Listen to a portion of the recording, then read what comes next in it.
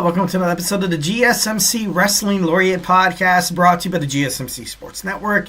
I'm your favorite wrestling fan here, Eric Rodriguez, live every Monday, Wednesday, and Friday, 8 p.m. Pacific Time, 11 p.m. Eastern Time here on the GSMC Sports Network. So like and subscribe to the show. First and foremost, hey guys, hope you guys had a great week. Hope that you guys, weren't hurt too bad, after the national title was won by Ohio State. I gotta be honest, I'm not a huge fan of Ohio State. I was rooting for the Fighting Irish. I gotta stick to my blood. I am half Mexican, half Irish, a little bit of Scottish, but most importantly, just a wrestling fan. And that's what we're here for today. We're here to talk about the hottest news of professional wrestling, WWE, AEW. We're here to talk about all the everything, absolutely everything that has to do with professional wrestling. So sit down, grab your favorite snack, grab your favorite ice cold beverage, and get ready for the hottest, most entertaining wrestling podcast in the entertainment business. No, I'm just kidding. I'm your average, I'm your neighborhood, Spider-Man. That's me. That's this little podcast. We're the little guy. The GSMC Sports Network is the little guy. Make sure you guys, share. Make sure you guys tell your friends about one of the hottest, sports network coming up in this conglomerate in terms of sports entertainment. So without further ado, let's talk about the wrestling show. Today in our first segment, we're going to talk about some WWE Monday Night Raw. We got WWE NXT recap. We're also going to talk about Logan Paul calling out Conor McGregor, the famous UFC fighter, former champion. We're also going to talk about, ever since this new partnership between TNA and WWE NXT, I thought it'd be fun to kind of have this, have a nice little, like a Survivor Series, like a head-to-head kind of battle. So I devised. I'm just kidding. No, that sounded weird. We're going to talk about a couple matches. We're going to talk about a match card. If they ever did have like a Survivor Series like pay-per-view. And of course, every Wednesday we do this. I give you my Wednesday's wrestling news roundup. We talk about all the hottest news, all the hottest breaking news in terms of the world of professional wrestling. We're going to get on into it. But first, of course, we always have to talk about we're going to talk about the Super Chat. Hit up the Super Chat if you got a burning question or hot take in terms of the world of professional wrestling here at the GSMC Sports Network. We want you guys to know that you can get anything off your chest, absolutely 1,010%. Whether you're dying to get something, we are all ears here at the GSMC Sports Network. We want you guys to feel like you guys can tell us absolutely anything. Don't be shy, drop your thoughts inside that chat. And if you really want to make sure your comment, question, or concern gets noticed on the show, why not hit that $sign, which guarantees anything you put inside that little chat box, it's going to be featured and talked about on this show 1,010%. So don't be shy, drop your thoughts inside that chat. We are super grateful for each and every one of you guys who joins us here daily on the GSMC Sports Network. So grab your favorite snack, grab your favorite ice cold beverage, go ahead and sink on into your chair there. And let's go and get this party started. Send in those super chats, those super stickers, because you guys are super awesome, and together we will make sure this podcast is bigger, better, and stronger than ever. Once again, if the super chat not your thing, it's all good in the neighborhood. Just make sure you guys hit up that tips and donations link. Tell me what you like, tell me what you don't like. Just remember to Superman punch that like and subscribe button to the show. Follow the show, follow the network here at the GSMC Sports Network. We do love a lot of peace, love, and positivity 1,010%. But in terms of talking sports, it's inevitable. There's going to be some disagreements. There's going to be some criticisms, and it's all good. It's already ready. It's already water under the bridge. We do not hold any hostility toward any hot takes in terms of the world of professional wrestling. Just let it happen. Make it like Nike and just do it. So you guys make sure you guys Superman punch that like and subscribe button to the show. All right, without further ado, we're going to go ahead and talk about our first segment. We got WWE Monday Night Raw review. Overall, it was pretty good over in the Dallas Mavericks American Airlines Center in Dallas, Texas, of course. You saw the pre-show arrivals. I like it. I do like the pre-show arrivals in terms of WWE. It kind of gives you this overall like a sports setting, like the NFL does it. I don't think Major League Baseball does it. I know NBA does it as well, where you see these guys, they come in with their fancy suits. They have their nice little, tote bags or their gym bags or whatever. I dig it. I think it adds a little bit of realism to professional wrestling that a lot of people kind of lack. as opposed to like, just starting the wrestling show and just bang, boom, bing, bang, boom, have people start out and start wrestling. But, I dig it. So the obviously main event, Jey Uso was the one to come out first on WWE Monday Night Raw to address the World Heavyweight Champion, Gunther, for their match at Saturday night's main event. And, I wish I could honestly, positively, confidently say that Jey Uso will become that new champion. But Gunther, he's just, he's on a whole nother level, and, I always had this philosophy in terms of professional wrestling. If a company is ever, in this midst of a back and forth, we're working out with talent, we do not know what the face is going to be on Monday Night Raw or WWE SmackDown. But I'm pretty sure on Raw, you have CM Punk, you have Seth Rollins, and you have Drew McIntyre. But, that bloodline is going to come through. So we're going to have Roman Reigns, we're going to have The Rock, we're going to have Solo Sikoa, maybe potentially, and, perhaps the WWE Undisputed Champion, Cody Rhodes. But, Jey Uso, he still has a chance. He still has that chance to kind of, get out of the shadow of his family to take on Gunther. But, much like I was kind of preluding to the fact that I feel like if any, WWE, AEW, TNA, Ring of Honor, I feel like if you're kind of at this crossroads where you're kind of depicting, you're kind of, you're kind of deciding on who you want to be the face of your corporation for the next, couple of years. The belt is always on a heel. The belt will always, always, always be on a heel. And I'm not even talking about SmackDown. I'm not even talking about NXT. I'm not talking about WWE as a whole. I'm talking about Monday Night Raw. Monday Night Raw recently debuted on Netflix streaming. Huge streaming conglomerate, obviously internationally savvy. And I feel like Gunther is that perfect placeholder. He's that perfect heel. He's that in-your-face kind of heel. And I kind of thought to myself, I was like, you know what? Maybe if Damian Priest, obviously he was the guy who was dethroned by Gunther. But if he was a heel, maybe he would have been better. Maybe if you had the Judgment Day just go full force, but instead WWE was like, let's show more of a human side of Damian Priest. They wanted to turn him babyface. They really, really did. And their couple first attempts I remember on Monday Night Raw was, it wasn't really good. It wasn't really good. I remember when he came face to face with Gunther for the first time. I don't know, I'm not too sure if you guys remember this or not, but Gunther was actually getting more of the praise by the fans. The fans wanted to see Gunther win the championship more and more. That's when you saw Gunther bring up Damian Priest's, ethnicity background. That's when you saw him bringing up the fact that his parents didn't want to pay for a proper education or didn't even want to, put in any effort toward him, and that he was some bunk-ass person from Bronx or a Yankees fan. That was by Gunther, and Gunther overall put over Damian Priest. And I feel like in this match he'll do the same. I'm not too sure if Jey Uso has the juice to dethrone Gunther. And if you're WWE, you kind of have to ask yourself the question, who do you think could ultimately represent your brand heading into this new era?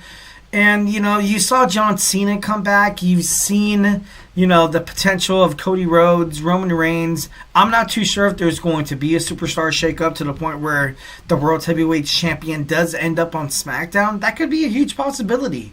Netflix wants the big hitters. They want the Bloodline Civil War, which, with The Rock, Roman Reigns, Solo Sikoa, all of them, everything. So does this really narrow down to the point where if Jey Uso wins the World Heavyweight Champion, which I believe he won't, does it really mean anything? Does it possibly mean anything? Because at this point, I feel like he is too far consumed with this Bloodline Civil War storyline that doesn't really seem like it's going to be, kind of dying down in the near future. If anything, it's going to get bigger. We got Hikuleo in the wings. We got Azila Fatu as well from GCW. Obviously, he wrestled in Booker T's promotion as furthermore. And I feel like, his destiny is to wind up in WWE. I feel like right now they're heavily pushing him to do more than it probably is necessary to get trained up to be like, hey, honestly, you kind of need to, you need to step in, be part of this Civil War here. And I feel like they will eventually join The Rock. And I know there's been talks of both of them joining NXT first, but with the things going down right now, it wouldn't really be much of a shock for them to debut on the main roster on Raw or SmackDown, because you said Tama Tonga Loa, and Jacob Fatu both just jump over the NXT barrier there and be on WWE SmackDown or Monday Night Raw. So there's still. I really don't know what they're doing with this whole Solo Sikoa Young Bloodline storyline, because you saw deeper in the show how he didn't even have a chance to kind of speak his mind. Jacob Fatu was kind of looking at him a little disappointed. Maybe this is a foreshadowing to Solo Sikoa kind of being rubbed out, kind of being secluded, not secluded, kind of being excluded by Jacob Fatu, Tama Tonga, and eventually Tonga Loa is going to come back. And they're going to want to try to find themselves the next tribal chief. I feel like they're going to dump Solo Sikoa. Solo Sikoa is going to be on his own eventually, reuniting with the OTC and the OG bloodline. But then that's when you see The Rock come in. That's when you see Hikuleo. That's when you see, Zila Fatu come in as well. Because Zila Fatu and Jacob Fatu were, they were tag team champs in the independent wrestling circuit. They were. So they have huge chemistry together. There's no doubt in my mind that we're probably going to get that in the future, which I kind of hope.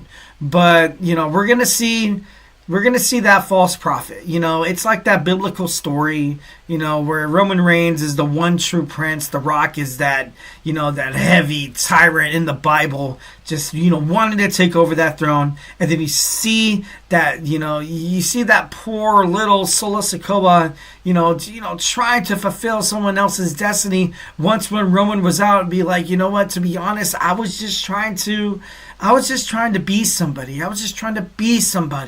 And then that's something that Solo Sikoa is going to be. He's going to be that false prince that eventually, he's going to come out a little. He's going to come out a little douchey, but he's going to come out, at the end of the day, he's going to have that redemption story. And Solo Sikoa will probably end up finding himself fighting side by side with Jimmy and Jey Uso, with Sami Zayn, and with the OTC to take on this new bloodline, the bloodline that he helped create. We're going to see The Rock with Tama Tonga, Tonga Loa, Hikuleo, and Zila Fatu. 5-on-5, bang, bang, boom. And, I hope that's the way they're going to do it. But once again, I'm a simple wrestling fan. I'm just like, you or me, talking on this mic. So overall, I thought it was, it was overall a pretty decent, opening statement from Jey Uso to find out if he was going to take on, we'll find out, that, hey, dude, honestly, I could be in the World Heavyweight title picture, which wouldn't really shock me. All right, so moving on, we got JBL returning, obviously, kind of giving bad juju to Kofi Kingston and Xavier Woods. Rey Mysterio was able to pick up the victory against Kofi Kingston in a match, but then after the match, you saw Xavier Woods, Kofi Kingston beat the heck out of the LWO. It was good for Rey. I was happy to see Rey get the victory. But, it was all right. Sami Zayn addresses the WWE Universe, stating that he has declared himself in the WWE Royal Rumble. Seth Rollins in the back, obviously. Super proud of him. I definitely like this spot. Obviously, at the end of the show, it was a little bit of, it was hectic. We saw Nia Jax take on Bayley. Once again, Nia Jax proves that she deserves to be a champion for the future, picking up that victory. And then you saw a little turmoil. You saw a little turmoil between the Judgment Day and the back. Finn Balor nowhere to be found, obviously, because of that injury sustained by an attack by Damian Priest during that street fight last week on Monday Night Raw. So then you saw Dominic Mysterio kind of take the reins a little bit. Looks like Liv Morgan is done with him. Raquel Rodriguez is done with him. And as soon as they lose this rematch with the War Raiders, I feel like Dominic Mysterio will be kicked out of the Judgment Day. And, I feel like he's going to be looking pretty lost right now. Maybe like I was mentioning before in the show, maybe like this classic redemption story that Dominic Mysterio maybe could possibly have. But he needs a new storyline. Pete Dunne taking on Penta El Zero Miedo. This was overall just an amazing match. I'm happy that WWE is putting Penta against two of the top tier wrestlers that they have in WWE. You have Chad Gable. You have the Battling Brute. You have damn it, Pete Dunne. Both of those superstars are absolutely, phenomenal. And it was cool to see Penta kind of get into it. I kind of missed that after the match. He did not give that classic, in luchador, in wrestling, in the CMLL or anything like Lucha Libre. Recently I've been doing a lot of, kind of a lot of digging in terms of who this Penta El Zero Mayo guy is. They have those in-ring, performances, but most importantly after the match, you kind of have them just talking in the middle of the ring, and that's just classic, that's just classic Latino wrestling that I really, that I honestly admire, and I feel like WWE should ultimately adapt more now than ever. But, Penta's going to do some great things. Is he going to win the Royal Rumble? I'm not too sure. But, he's a great superstar, and I feel like he's right where he is. He belongs in WWE. He always has. With his brother Rey Fenix, obviously AEW's Tony Khan, due to injury, time, be like, hey, like, I'm tacking on this, I'm tacking on this time that you kind of owe us here.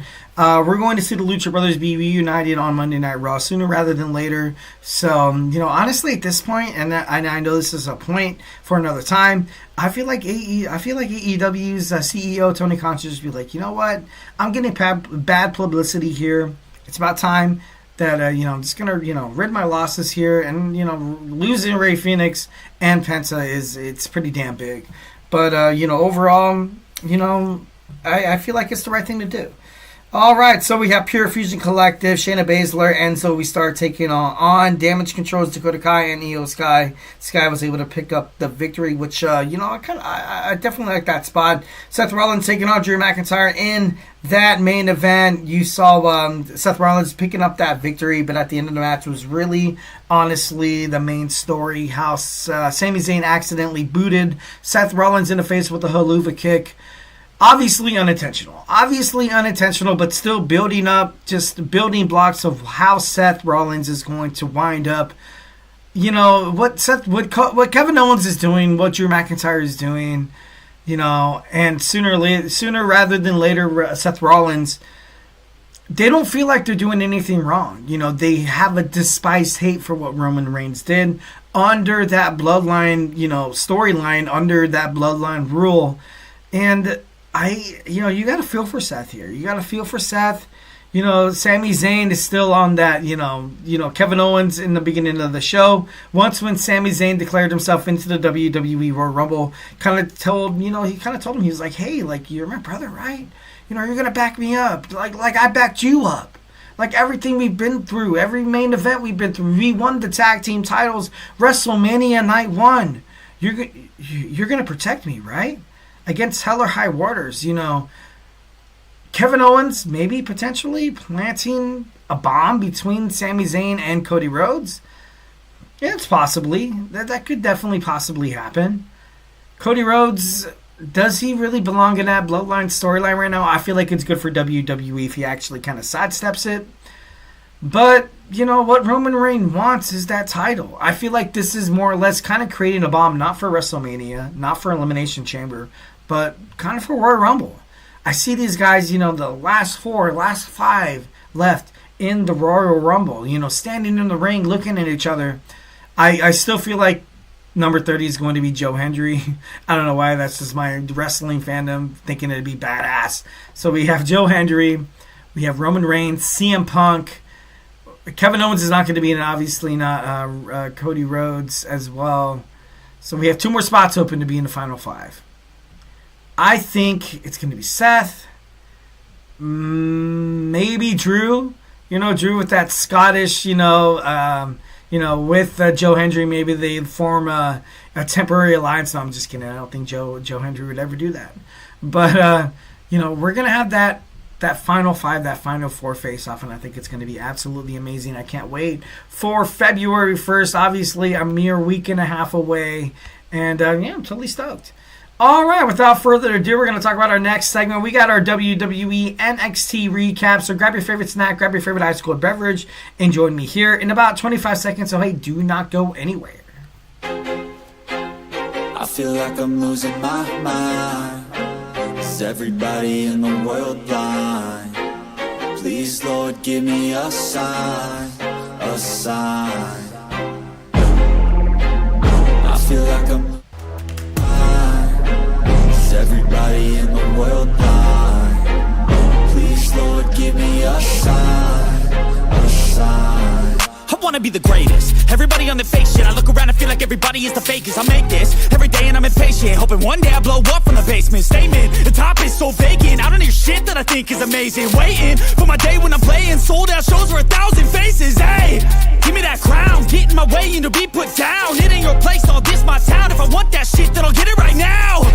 I'm losing it, the noose it fits, some losing shit, a stupid myth. You choose to live or choose to dip, you choose to fight or lose your grip and lose a gift. I feel like I'm losing my mind. Is everybody in the world blind? Please, Lord, give me a sign, a sign.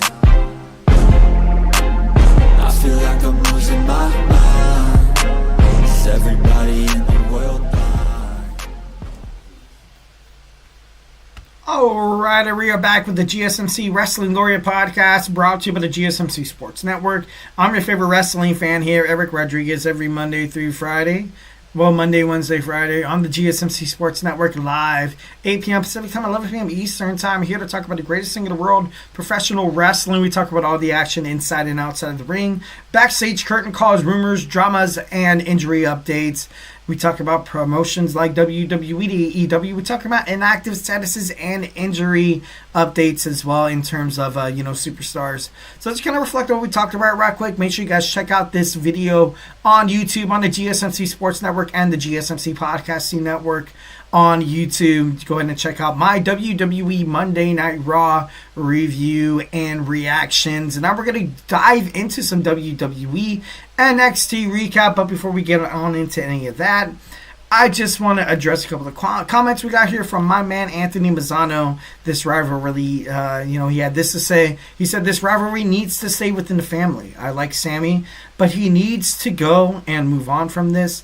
They need to add Zila to their side with Roman, Jimmy, Jey, and Solo. Also, he commented the side of with Jacob and the Gorilla of Destiny is going to add a hit. It's going to add Ikaleo. That a lot of people were super excited, especially the WWE Universe was super excited to find out that Sami Zayn was going to tag with Roman Reigns, was going to tag with his former Usos. He was the honorary Us. So honestly, I definitely understand where you're coming from 1,010%, because there's so many, there's Lance Inoue as well, there's Journey, there's a lot of these Samoan wrestlers that could possibly take character in this new generation of WWE. Monday Night Raw, Netflix, and SmackDown moving to the USA Network, going 3 full hours, but I feel like the Bloodline storyline will probably move to Monday Night Raw. But I like Sammy. I do like Sammy into it. I got to be honest. I like how, you go to any, this will be a little side bracket here.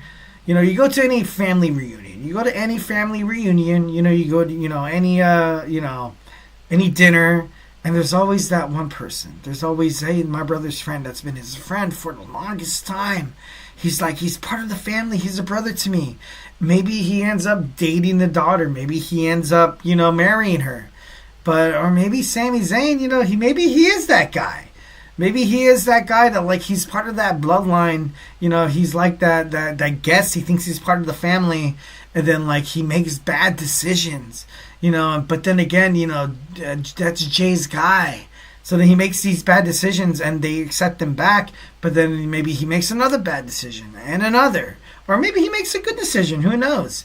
I feel like keeping Sami Zayn with this Bloodline Civil War storyline, I gotta be honest, I like it. I do like it because I feel like it adds a little bit of like a stick of dynamite of anything, Jey, Jimmy, and, Jey, Jimmy will never betray Roman. That's their guy.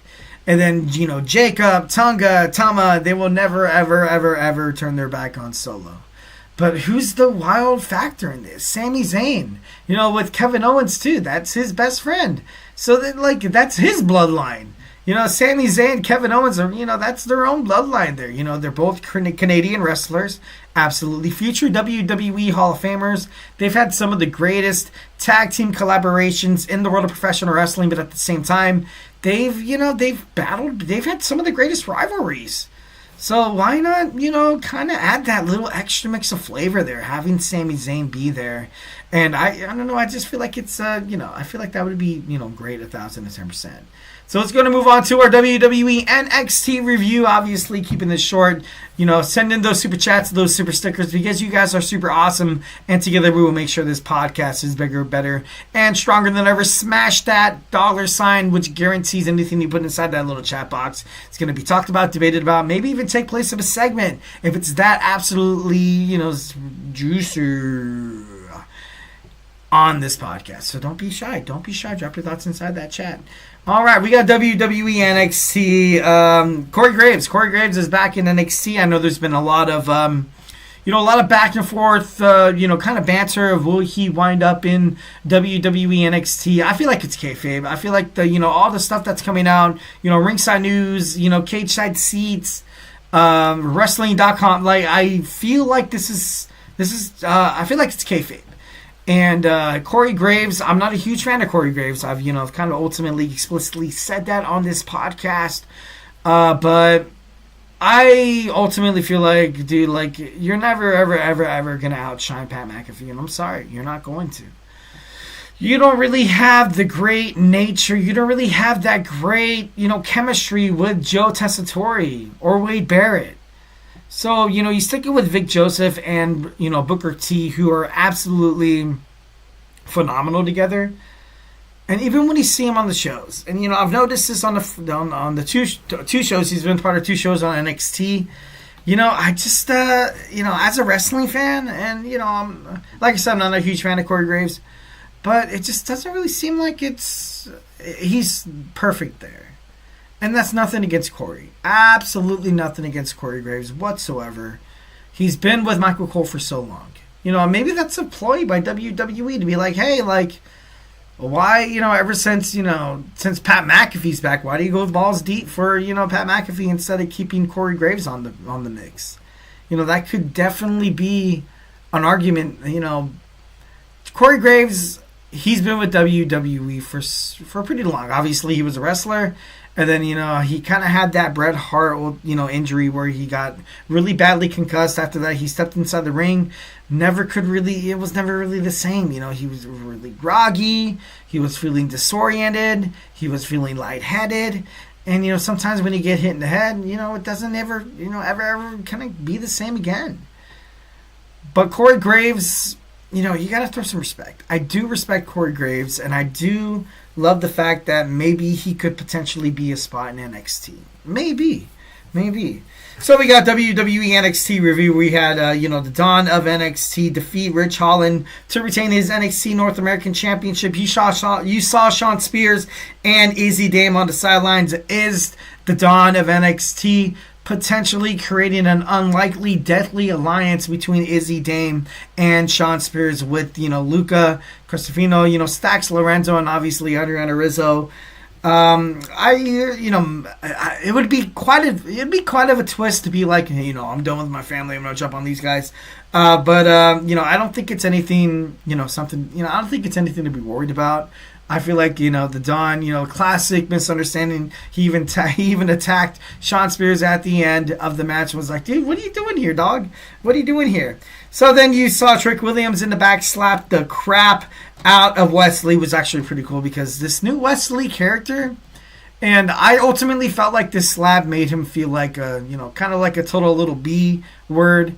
Kind of killed his character. I feel like Trick Williams, obviously, the former WWE NXT World Heavyweight Champion. It's kind of hard to, just drop the title and be like, I'm Billy Badass once again.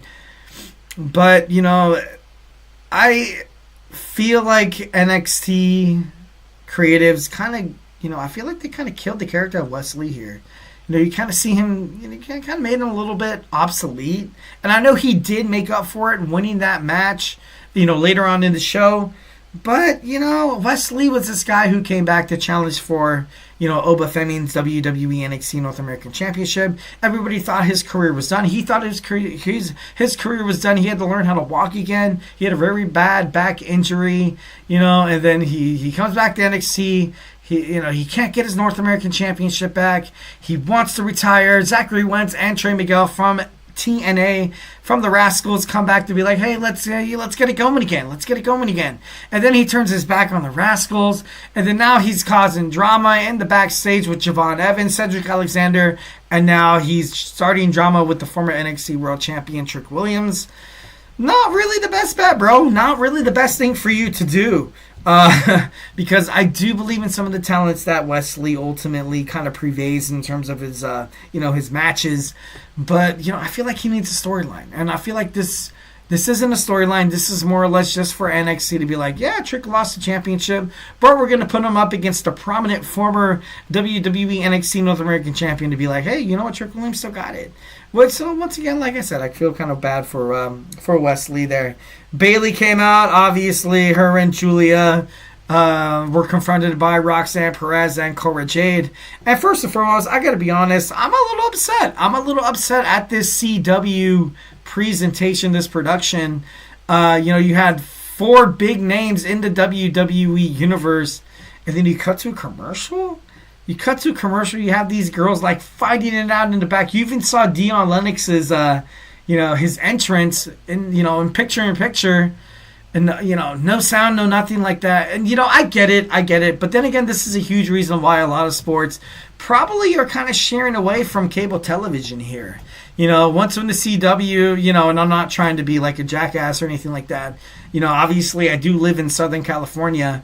When the fires were happening, I remember I turned on NXT New Year's Eve. I was like, dude, I can't freaking wait for this crap. I mean, not crap, but like this awesome crap. I'm just kidding. No, but... And then it was like, hey, honestly, we couldn't show you this because of the coverage of the fires. And that's something that cable television, that's where they make their money off of. And I got a little upset. I was like, what the heck is going on? I was forced to check up, results on, on the online. Thank you, Bill Gates. I'm just kidding. No. Moving on. But overall, I was like, I don't know. I don't know why they had a commercial during these 4 girls' confrontation. I felt like it would have been pretty badass. It would have definitely made these girls' little conflict they have and the match that they will have, be a little bit more intense if they kind of, you see it on Monday Night Raw all the time, WWE SmackDown, where everybody runs out. You see Jamie Noble, you see Jason Jordan, Kenny Dykstra, you see all of them come out, all the referees be like, hey, stop it. And then all of a sudden, like, let's just go to commercial. And you're like, what? Why? So that honestly kind of rubbed me the wrong way. And I know I don't seem as much passionate about it, but I am. Just kidding. Moving on. We say Kaylani Jordynne and Jada Parker come face to face. Kaylani Jordynne, obviously, she was confronted by Zari and Solruka, basically telling her, hey, it's going to be okay, Kaylani, it's going to be okay. And then Kaylani just shrugged it off. She was pissed off. And she actually came out to screw over, Jada Parker with her match later on that night, which was actually, pretty damn cool. Pretty damn cool. I did a segment on why I feel like Kaylani Jordynne should turn heel. I feel like it would be great for her character, for her future, and a potential to gain back that WWE NXT Women's North American Championship. I feel like it'd be pretty cool. But there's also another woman in the stride of looking for that championship. We got Stephanie Vaquer, former CMLL, New Japan Professional Wrestling Strong Women's Champion, come out. And, she wants to fight. She wants that championship. Fallon Henley right now, she obviously, in terms of the champion, I can't really talk down or can't really talk crap about it. But was Fallon Henley kind of a bookmarker, kind of that transitional champion, kind of that person that just be like, you know what, she was a placeholder for Stephanie Vaquer, because WWE is planning to get more international. And, I'm not a huge fan of the Fatal Influence. I feel like, when you create these factions, kind of much like you see the Pure Fusion Collective on Monday Night Raw, when you create these factions you should absolutely 1,010% have them start absolutely stronger than ever. And it just didn't come in fruition. And so now Jasmine Nix looks weak. JC Jane. The only person that semi looks big, it's Fallon Henley. And, I'm not saying that she hasn't paid her dues to kind of be the face of the NXT Women's North American Championship, but it just, wasn't the same.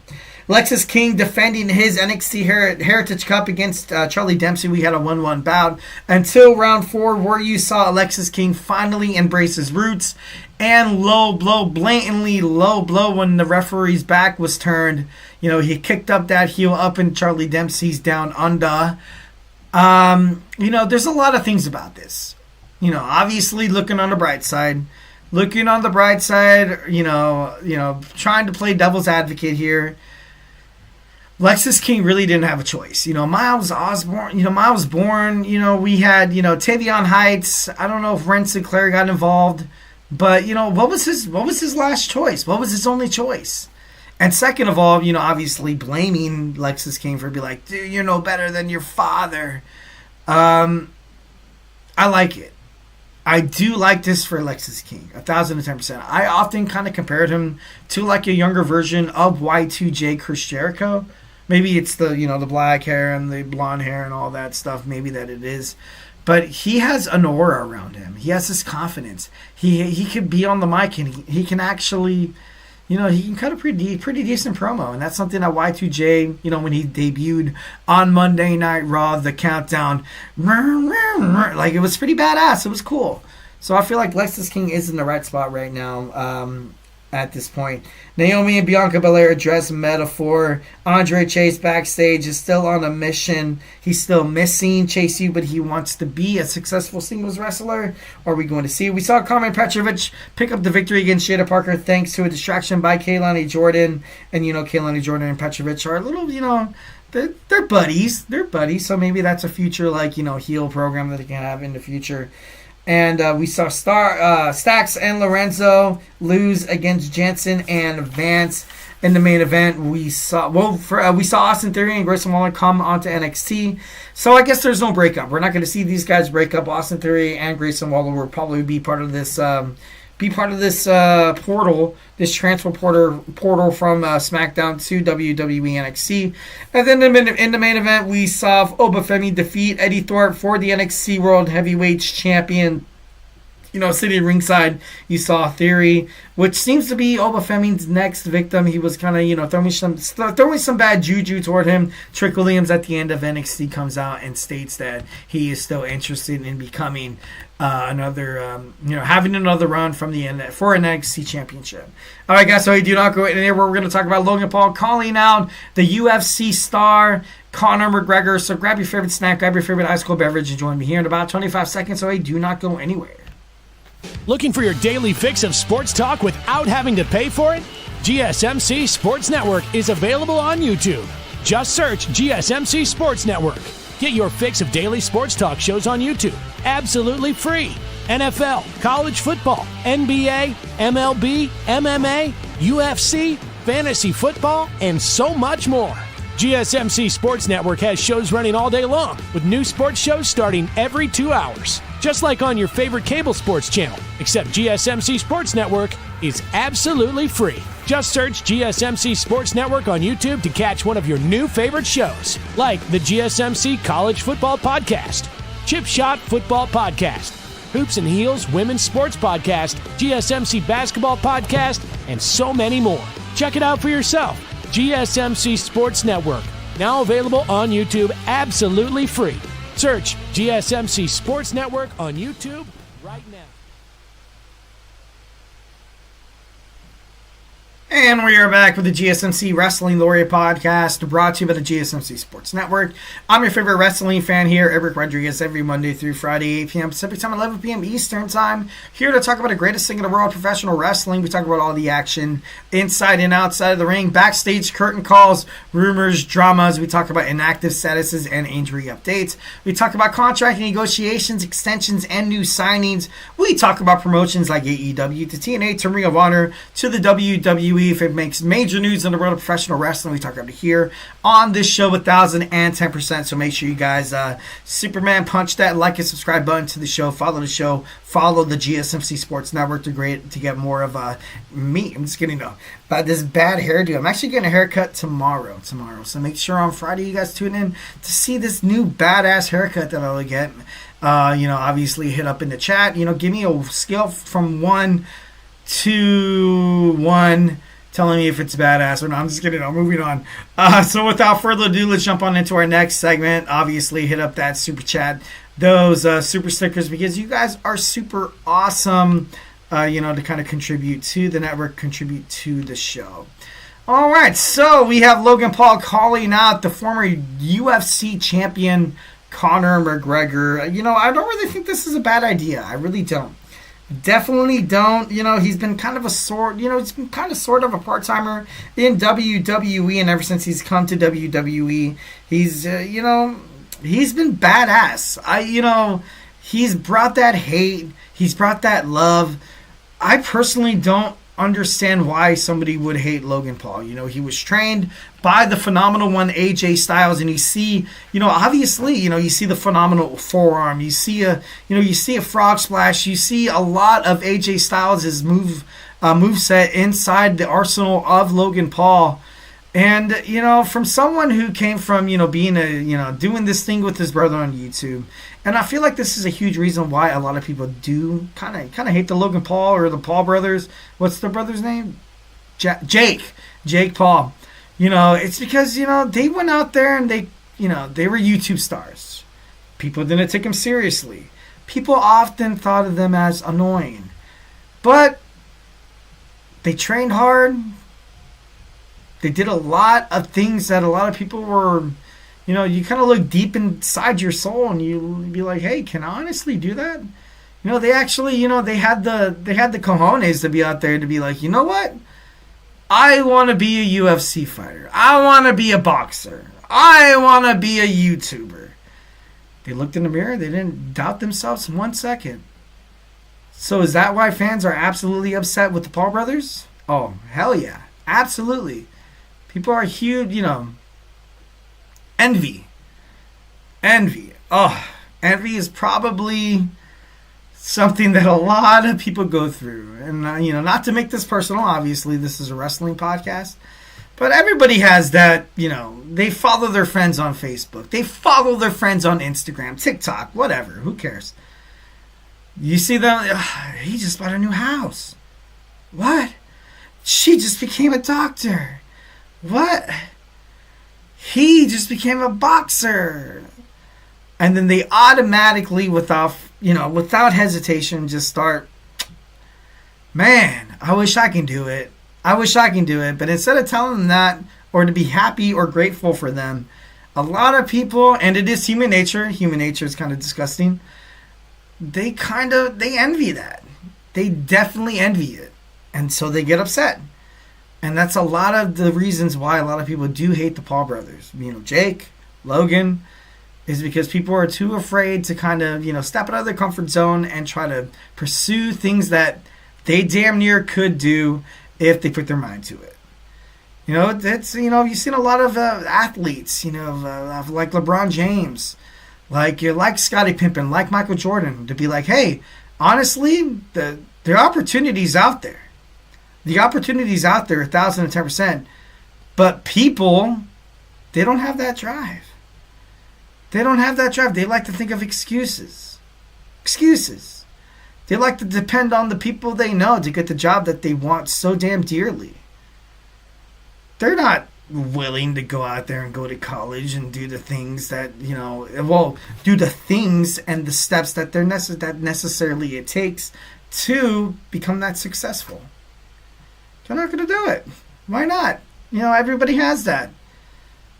Somebody once told me, it was like, sometimes it's not what you know, it's who you know. WWE right now, who do you know? Oh, we recently had this partnership between, TKO Holdings with UFC. We signed Logan Paul. Dana White Dana White, Triple H, Nick Khan, yeah, they're buddies. At the Republican convention, like I said, not making this political or anything like that. Dana White, he's out there. Putting the UFC out there. That's his company. That's his baby. Can we possibly see a fight between Logan Paul and Conor McGregor? Netflix? Yeah. Why not?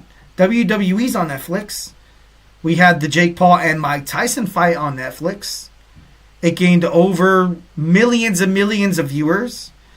Close to the Super Bowl. It's money. Hey, no big deal. No big deal. We don't want that. Even Dana White in an interview, he said it himself. He's like, yeah, this fight's probably never going to happen.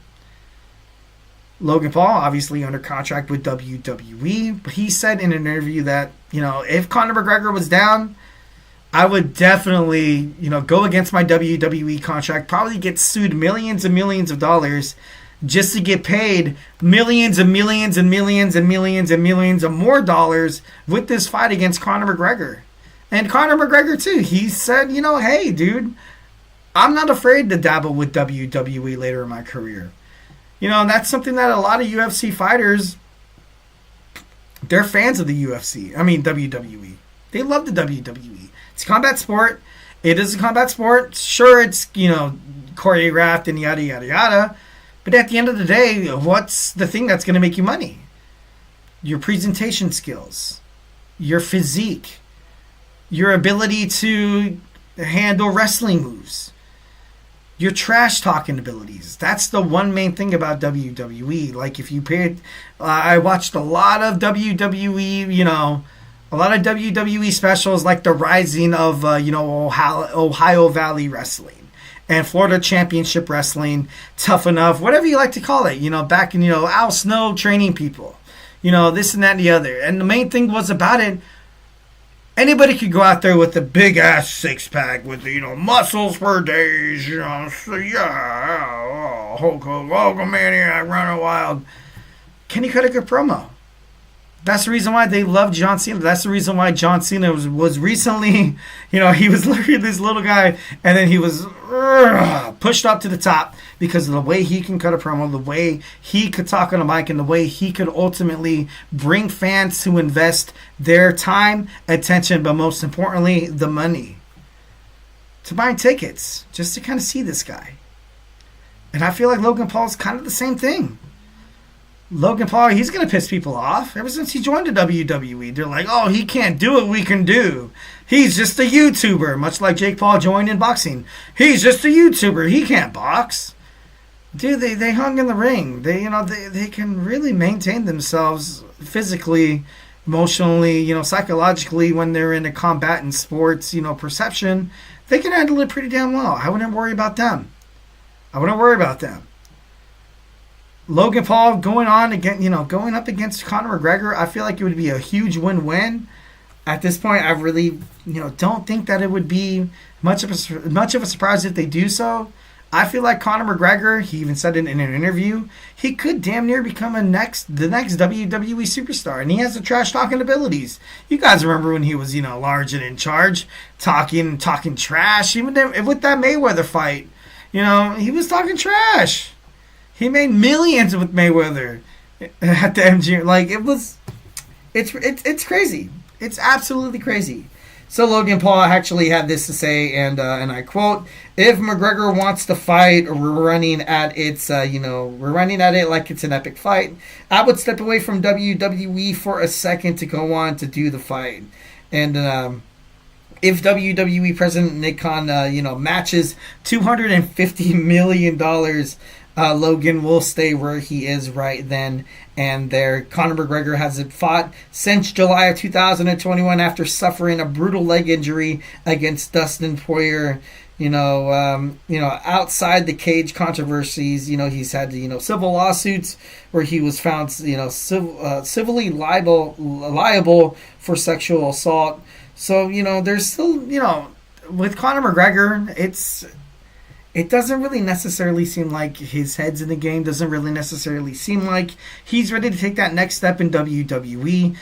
Sexual assault charges, allegations and stuff like that. Why not fight like Logan Paul? Like, why not? It's just be stupid not to. It's a layup. It's a layup to get back into combatant sports conversation. It's a layup to be mentioned on ESPN. It's a mention to be paid $250 million. Why not? Let it fly. Let the free fly flags, man. Why not? I would definitely, as a wrestling fan, I would love to see this happen because Logan Paul inside the wrestling ring, has been doing pretty damn good. All right, guys, we're running rapidly out of time. I'm going to try to wrap this up. Next, we have our WWE NXT TNA. We're going to pretend like we have a Worlds Collide pay-per-view. I'm going to give you guys my match card when we return. So grab your favorite snack, grab your favorite ice cold beverage. Join me here in about 25 seconds. So, hey, do not go anywhere.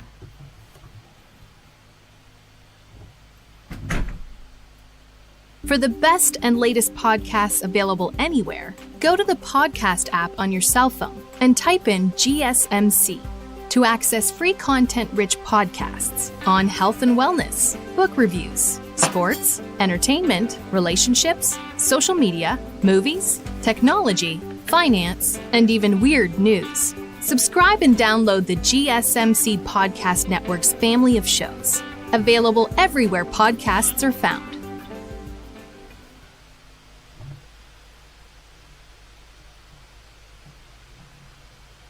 And we are back with the GSMC Wrestling Laureate podcast, brought to you by the GSMC Sports Network.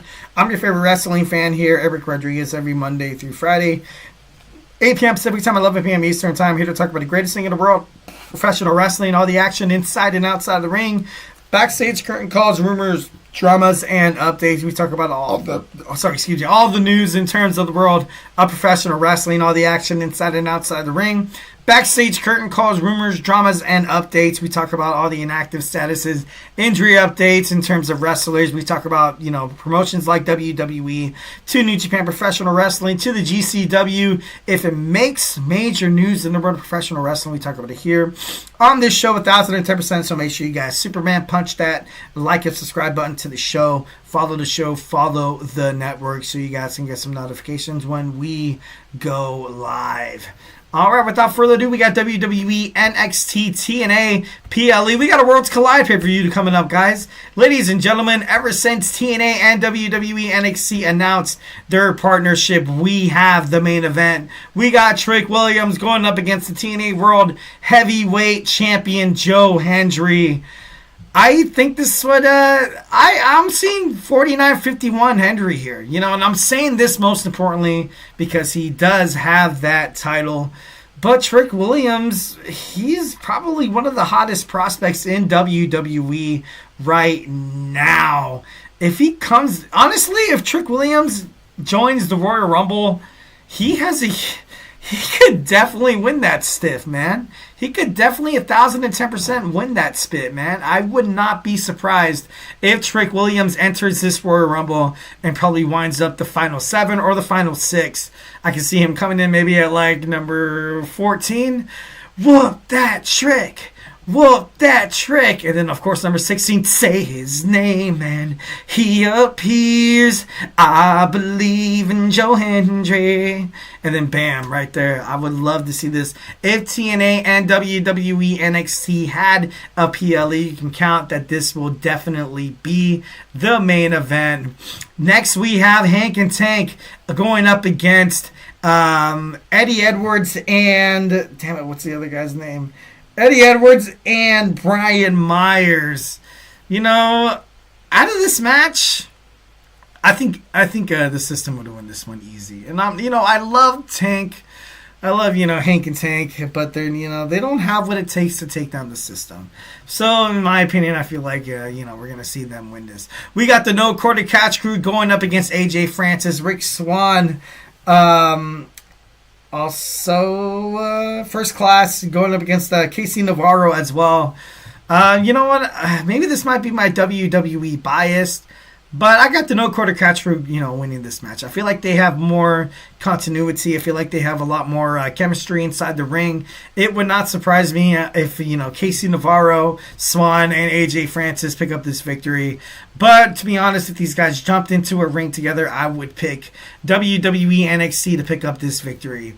All right, next we have Cora Jade and Roxanne Perez, the former WWE NXT Women's World Champion, going up against Ash and Heather by Elegance. And just by, this would be a good match. And I'm feeling 51-49% as well. But got to go with the Prodigy. Got to go with the Prodigy, Roxanne Perez. That will will this team to a win. We'll end up hitting that, Pop Rocks? Pop Rocks on, not Ash, but she'll hit Pop Rocks on Heather by Elegance, get that 1, 2, 3, and pick up that victory. So that would be pretty badass to see. We got Stephanie Vaquer taking on the Juggernaut. We got Jordynne Grace. I love myself some Stephanie Vaquer. Obviously, she's had her championships in the past. But TNA Knockouts world champion for, damn, I can't even count on my own little fingers here.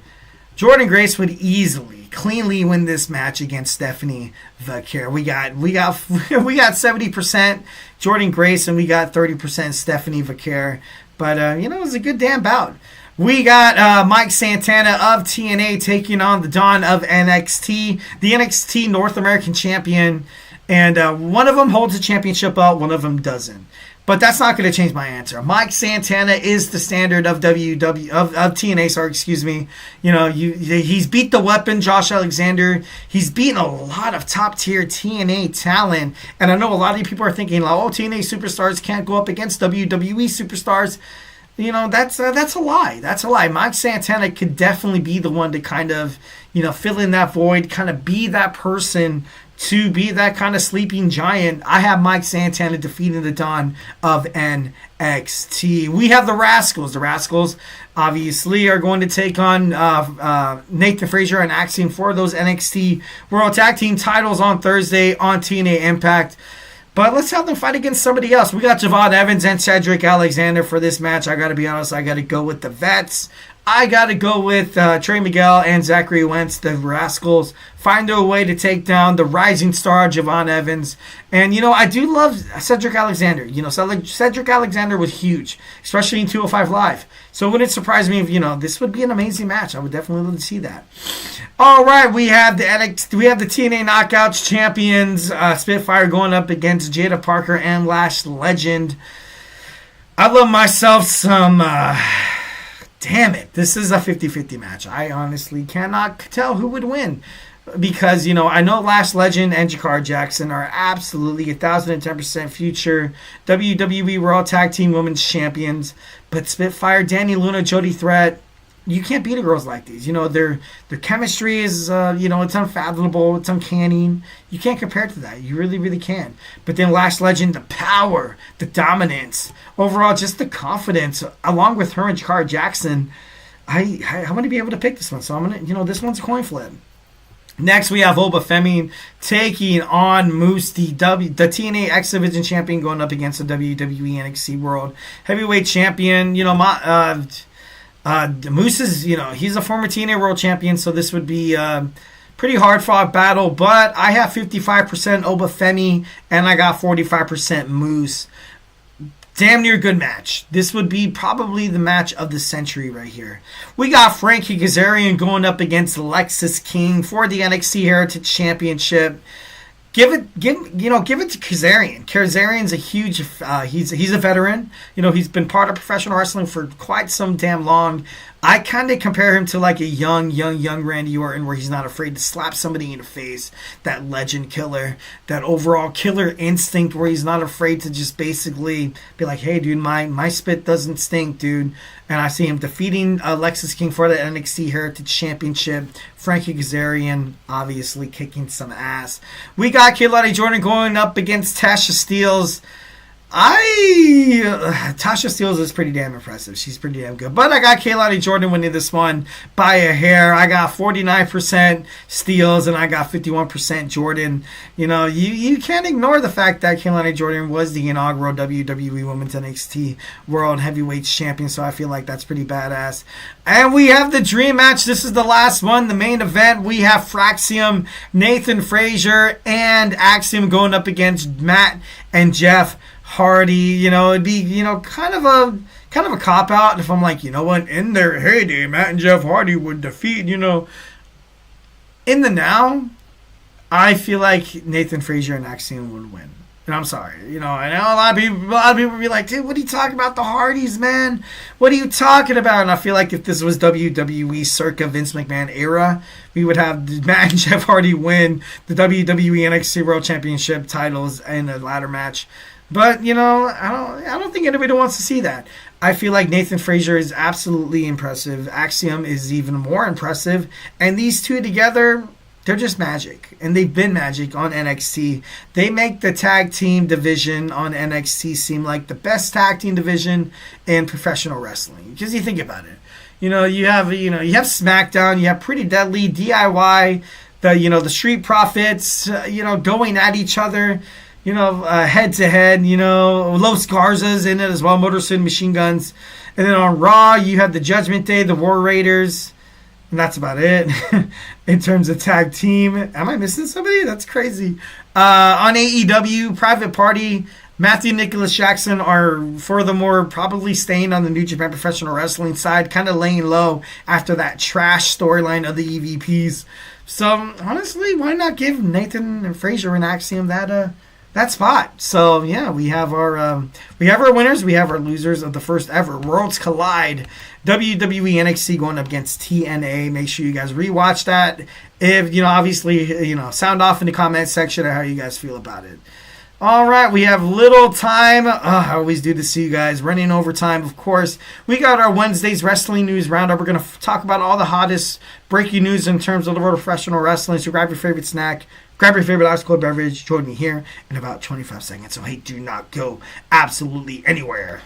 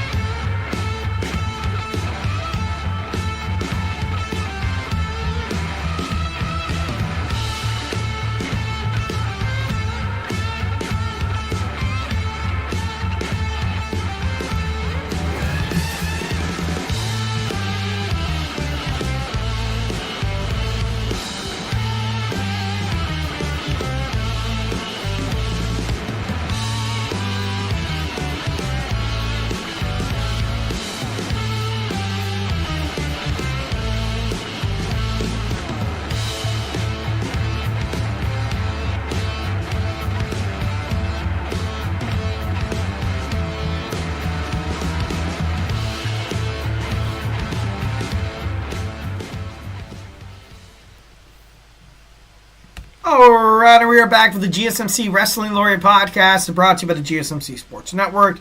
I'm your favorite wrestling fan here, Eric Rodriguez, every Monday through Friday, 8 p.m. Pacific Time, 11 p.m. Eastern Time, here to talk about the greatest thing in the world, professional wrestling, all the action inside and outside of the ring, backstage curtain calls, rumors, dramas. We talk about inactive statuses, injury updates amongst stars. We talk about superstar, transactions. We talk about extensions. We talk about new signings in terms of contracts. We talk about anything from AEW to TNA to Ring of Honor to WWE. If it makes major news in the world of professional wrestling, we talk about it here on this show, 1,010%. So remember to Superman punch that, like and subscribe button to the show, follow the GSMC Sports Network, and you will do no wrong. All right, without further ado, we're running rapidly out of time, so we're going to talk about some of the hottest breaking news in terms of the world of professional wrestling. Let me go ahead and shut this up here. All right, here we go. Bada boom. Realest guy in the room. How you doing? All right, sweet. All right, we got our first news break right here, guys. So, WWE was considering of holding a press conference during Super Bowl 59. During the press conference at the Superdome, obviously the Caesars Dome. Caesars, Las Vegas, when you think about Las Vegas, it's kind of been the home of UFC for quite some time. So it wouldn't surprise me that WWE would do something like this, like a Fanatics tour, something like in terms of selling WWE WrestleMania tickets for cheaper than they actually are. And they do that. If you attend any Fanatics tour that involves WWE WrestleMania, you can definitely get a lot of good deals on some tickets. Spoiler alert here, not that I've gone to some and that I know. I'm just kidding, moving on. So WWE is reconsidering doing this. Why are they reconsidering doing this? You could take attention from, from the NFL. Possibly, that could possibly be the reason. But, overall, I feel like doing it during the Super Bowl, it's kind of like, I don't want to be the bearer of bad news, but the NFL is king. The NFL in terms of ratings, in terms of the USA, it's not really like, if this was international, if the Super Bowl ever went international, maybe WWE would have more of a landscape, would have more of a, more of a yearning, more of a passion to do it.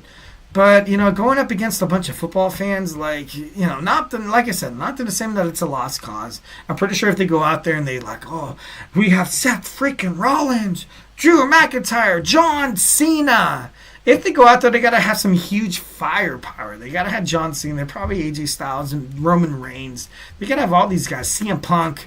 New Orleans is a huge city, one of the best cities in the United States. Definitely would love to visit New Orleans, 1,010%. But right now, WWE is seriously reconsidering, trying to... Damn it, why is it not working? There we go. Trying to reconsider something like that. All right, we have WWE Royal Rumble TNA stars have been confirmed. We're not too sure who it is. We have a lot of shocks. This is going to be, quote-unquote, from Nick Khan, the WWE president. This is going to be one of the most unpredictable Royal Rumbles you have ever seen in your whole entire life. Obviously, you got my man Bill Goldberg there. We have Matt Cardona. We have Jordynne Grace, Tessa Blanchard, and Ricky Starks, formerly an AEW superstar, trying to get out of his contract. There's a lot of stars that could debut on Royal Rumble, and I know WWE's definitely going to push this crap. They're going to push it. They're going to make it seem like this is going to be one of the biggest events in not just sports entertainment, in the whole entire world. This is going to be bigger than Donald Trump's inauguration. I guarantee it. I'm just kidding. No, moving on. We got Britt Baker. There's been a lot of rumors, surrounding Britt Baker and her drama with her former boyfriend, Adam Cole. Also drama with AEW. I feel like since she returned to AEW, she had a chance to, fight Mariah May for that championship. Maybe in the future, I feel like she will ultimately dethrone her. But, there's been a lot of speculation. She was having some backstage and, turmoil with MJF, and now with this Adam Cole thing and with her personal problems. I feel like right now Britt Baker, she was she's been a huge, what do I say? Milestone? Not milestone. That sounds weird. Cornerstone. She's been a huge cornerstone in terms of the women's wrestling in AEW. So it would break my heart to see her do anything less than being a champion again. But whatever's going on, fix it. Figure it out. Fix it. Whatever. But, don't make the fans suffer. And I feel like as a fan, I'm suffering because I keep, opening up ringside news, cage side seats, I'm looking at my AEW previews and I'm like, Britt Baker's in drama again. Dude, I don't want to see that, dude. Come on, man. Figure stuff out so we can, continue to, cheer for you. PCO destroys the TNA Digital Championship at a GCW event. TNA officials actually weren't really happy about this. That's why would you do that? Why would you do that? TNA, PCO said in an interview that he was approached by AEW executives long ago, saying that he had a huge match with Kenny Omega if he would, if he would accept a contract for XYZ. But, PCO, the Canadian Frankenstein we got here, I feel like TNA did a decent with his booking. I don't understand why he would really be upset. Obviously, but then again, I'm not him, so maybe, there is something behind the scenes. But PCO was actually asked about it. He said, TNA, yeah, it was good. But under new management, it's So, but this is bringing us this new TNA and WWE NXT collaboration that so far, it's only been one day. You've seen them on TNA Genesis. It seems like it's been, pretty badass. And even when they were doing it early, in the middle of 2024, it didn't really seem like it was hurting much. So maybe perhaps PCO, maybe, there's some behind-the-scenes stuff. Obviously, there probably is. But, I just hope it gets figured out. So Brody King and AEW has trademarked Hellhounds. We have, it seems like Aleister Black, Malakai Black is kind of being alienated from AEW. It seems like he's going to be out of it anytime soon. AEW has, Julia Hart, Buddy Matthews, and Brody King. Are they going to be the new Hellhounds? It wouldn't really surprise me. It would be actually pretty good for them to do so. Brody King still has, he's still pretty badass. Buddy Matthews, I ultimately thought Buddy Matthews was going to wind up fighting with Rhea Ripley on WWE. Well, not with, but, I don't know. I feel like if you have a chance to work with your significant other, why not? Lince Dorado, former WWE 205 Live star, signed with WWE as a trainer, maybe perhaps eventually fighting inside the ring again. WWE is clearly, guys, heading international. I don't know if you guys haven't seen that yet. Penta, his debut in WWE was absolutely off the charts. You've seen Los Garza. You've seen, damn it, what the freak is Santos Escobar and Elektra Lopez? Legado del Fantasma. You've seen them get a lot more love. You've seen Shinsuke Nakamura win the championship. We have Gunther as the World Heavyweight Champion. We got Rhea Ripley from Australia. WWE is international. WWE has been international. There's only a few American stars, which, to be honest, I feel like this is the best thing for professional wrestling, because you have a lot of American subsidies. You have a lot of territories that you can possibly wrap your mind around. But imagine, we have 50 states. What about over, 500 in some countries, or 400. I could be exaggerating.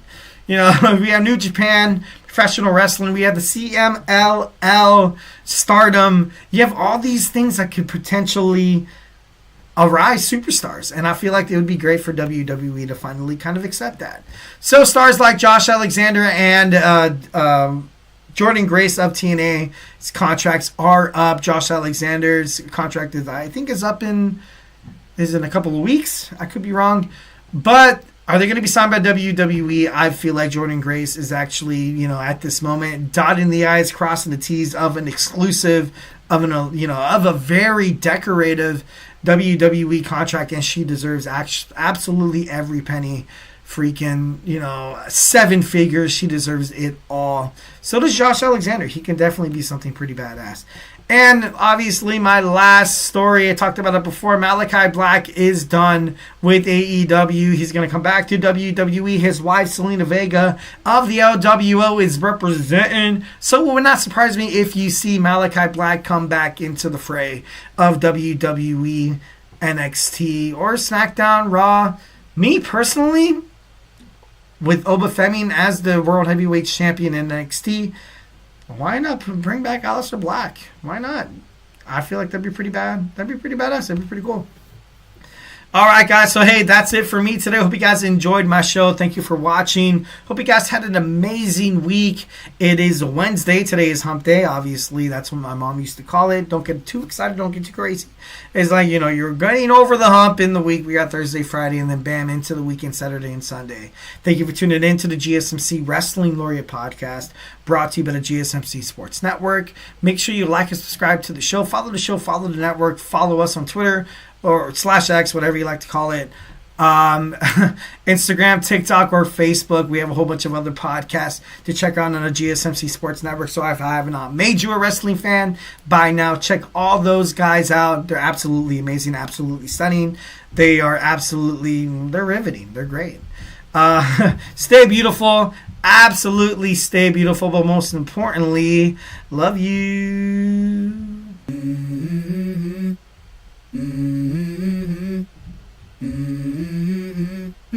Let's go. I wake up to a little bit of drool on my pillow, feel like it's gonna be a bad day. Yeah, I'm tired of shit.